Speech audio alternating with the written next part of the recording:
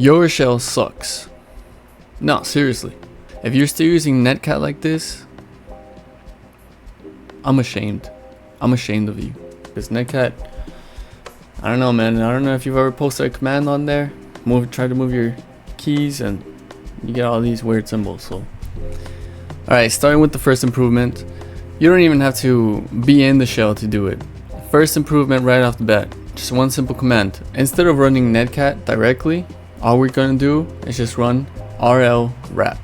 And immediately, just like that, you don't even you can literally just stop right there.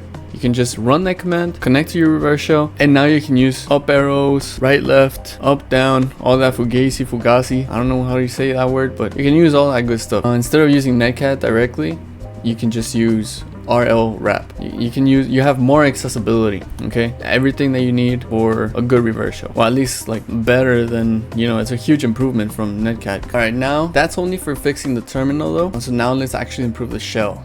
Okay, now this is mainly for like beginners, because once you're more advanced, obviously not every machine is going to be Linux based, or you know, you're going to have Windows based machines, which is a little bit different in some things. So first thing you want to do is check in your reverse shell if the target has Python available. If Python is available, Python gives the shell a proper pseudo terminal. That means terminal aware applications now have something much closer to a normal terminal to work with. So you connect first with rlwrap, and then once you're inside the target, you're going to want to run this Python command, python 3-c import pty blah blah. Okay, it's right there on the screen. Now again, that's only if Python is available. If it's not available on the target machine, then it's probably not going to work. It's actually not going to work at all. I'm not really too sure if it works with Python 2. I haven't fact checked it, but I'm pretty sure there's another command out there for specifically Python 2. So now that we have that command inside the shell, now have something much closer to a normal terminal to work with. And then one final tweak, you're going to want to run inside the same target machine export term equals xterm. And all this does is tell applications what kind of terminal they're using. Now without this, some terminal features still don't behave correctly, but it's still helpful. You can still try it out, play with it, have fun with it, check it out, okay? And let me know in the comments if it works or not.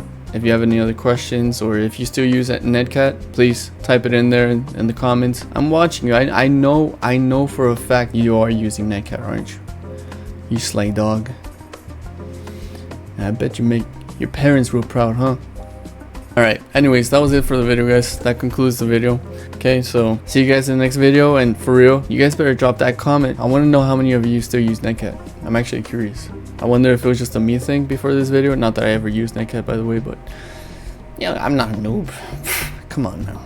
Me? Netcat? Anyway, let me know in the comments. Alright guys, peace out. Bye bye.